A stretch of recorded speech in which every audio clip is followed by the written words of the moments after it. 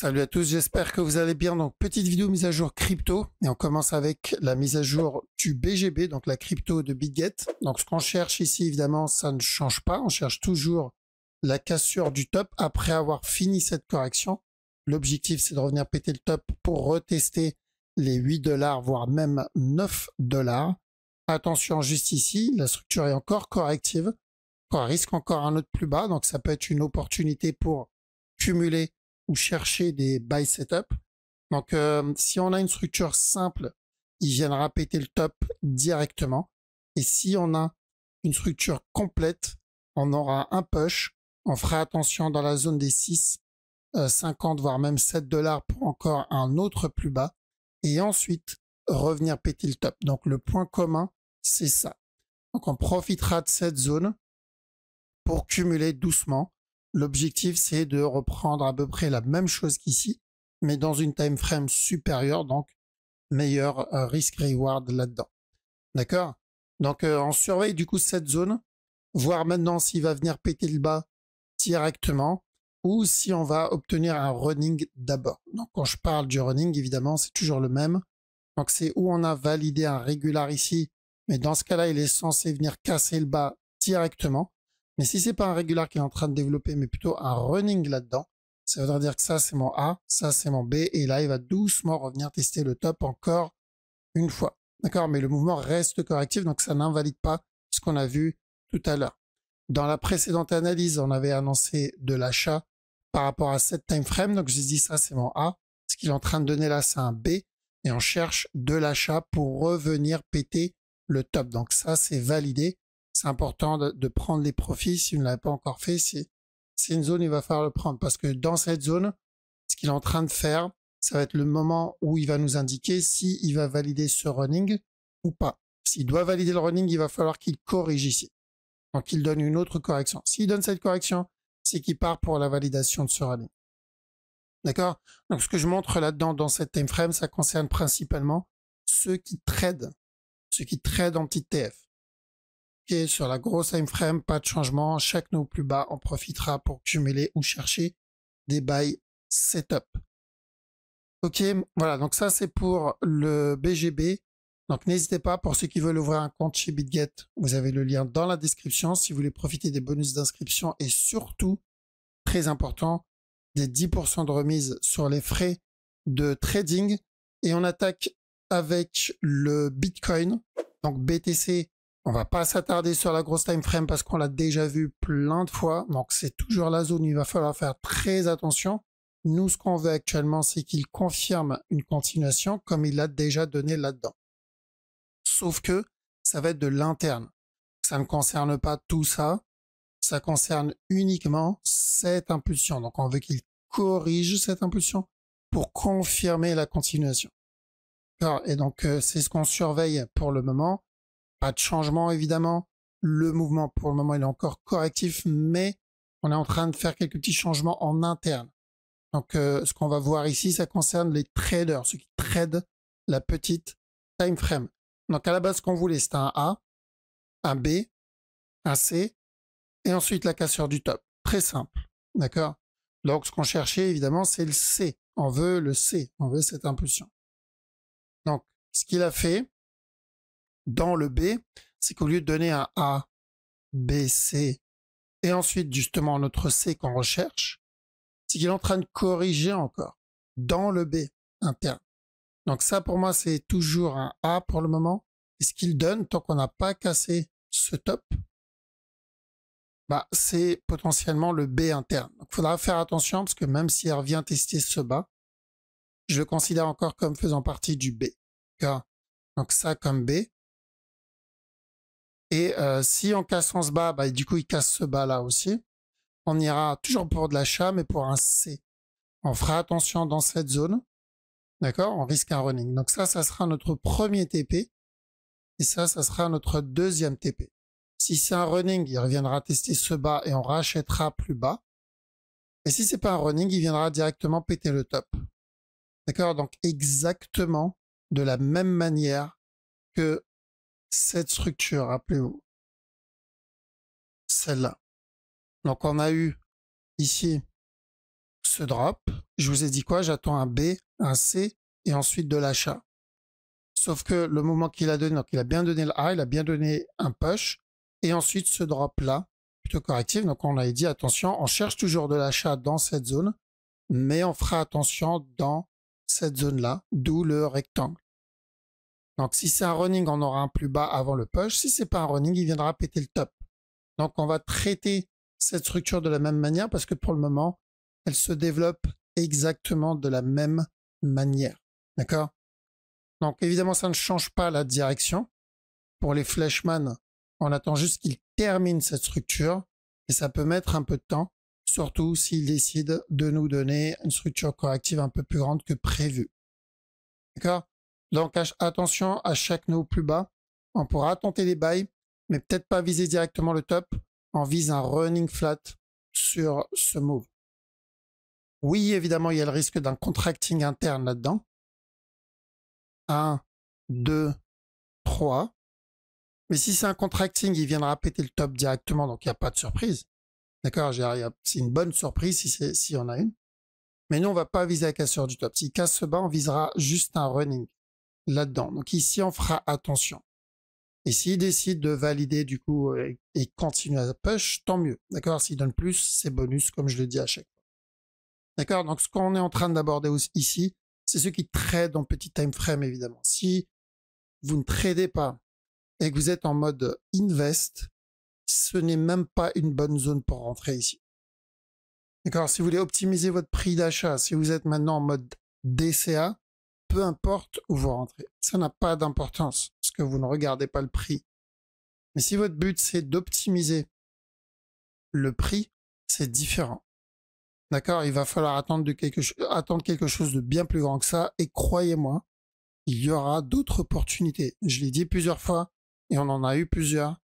Il y aura d'autres opportunités. Il faut juste être patient. D'accord? C'est on va dire le problème quand on est en mode que invest et qu'on ne trade pas. Maintenant, si vous êtes du type impatient, prenez un bag invest et prenez un autre bag trading. D'accord? Ce bag-là, vous achetez que quand il y a des opportunités. Et celui-là, quand il y a des setups. Donc, vous allez pouvoir trade peu importe la time frame. Au moins, ça va assouvir un peu le côté impatient. D'accord? Ok, donc ça c'est pour le BTC, pas de changement, on attend juste qu'ils reviennent tester ce bas une bonne fois pour toutes, et on ira pour un running interne, et ensuite le gros push. ETH, et là ce que je vais montrer, ça va concerner la majorité des cryptos qu'on va voir ici. Donc je pense qu'on est en train de commencer une structure corrective, peut-être pas 1 heure, peut-être 15 minutes, 30 minutes, donc ou un regular flat simple, et on reviendra péter le top, ça j'y crois moyen. Ou sinon on est en train de commencer une structure corrective un peu plus grande. Et ça sera encore mieux. Un peu comme ce qu'on a eu là-dedans, mais dans une time frame supérieure. D'accord? Donc on attend qu'il développe cette correction. Et ensuite on pourra continuer à prendre des buy setup. Attention, c'est trading là, quand on parle trading. Et ça va être le cas pour la majorité de ce qu'on va voir ici. L'objectif daily donc là on attaque avec le BNB. BNB, l'objectif c'était qu'ils reviennent péter ce top pour au moins un running flat ou voir une structure plus grande. Donc il a validé le running et on a cassé le top. Donc pas grand chose à faire là-dedans. Si on est dedans, on prend les TP. Si on n'est pas dedans, bah, on attend autre chose. Là, ça va concerner plus le trading. Trading, un peu comme pour ETH. Donc si on a déjà validé un running là-dedans et c'est bon, il l'a fait. Ce qu'il donne ici, c'est une nouvelle structure corrective. Tout simplement, tant qu'on reste au-dessus de ce bas, pardon, où ça fait partie du running. Ça comme A, ça comme B, et on va avoir un drop pour le C, et ensuite encore la cassure du top directement. Mais c'est plus safe de viser une nouvelle structure, d'accord? Le Litecoin, Litecoin c'est la même analyse. Donc où on part sur une structure corrective, donc une nouvelle structure corrective si on veut la continuation, ou on est dans un running, un A ici, un B, on va venir donner un C et ensuite venir casser le top directement. Encore une fois, j'insiste, ça c'est pour ceux qui sont en mode trading. D'accord, on est en mode trade là. Donc ça veut dire que ça va chercher des setups en 15 minutes, voire même en dessous.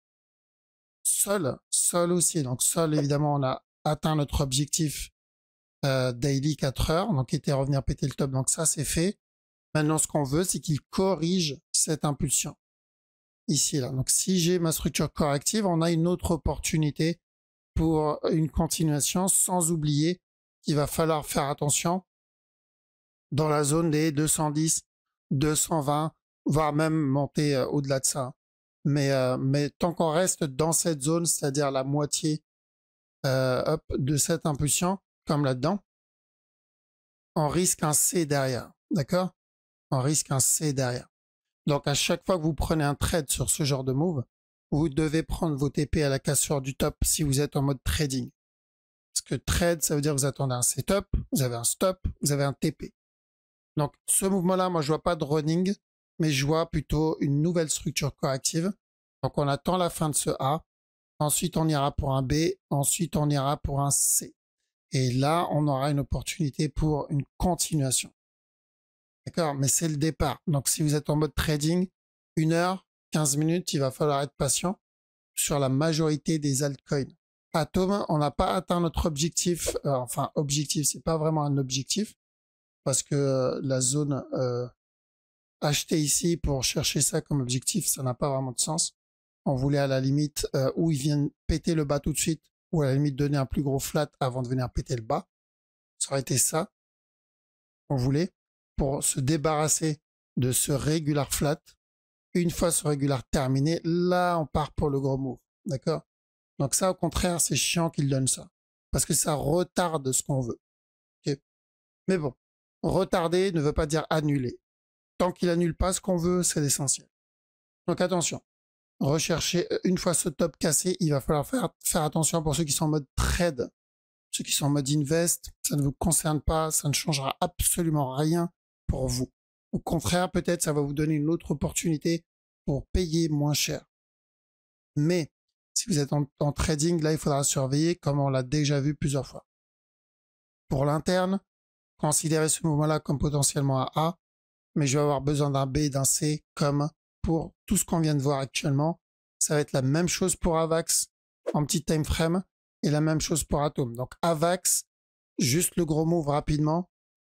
La cassure du top, c'est ce qu'on cherche. Régular. A, B, C.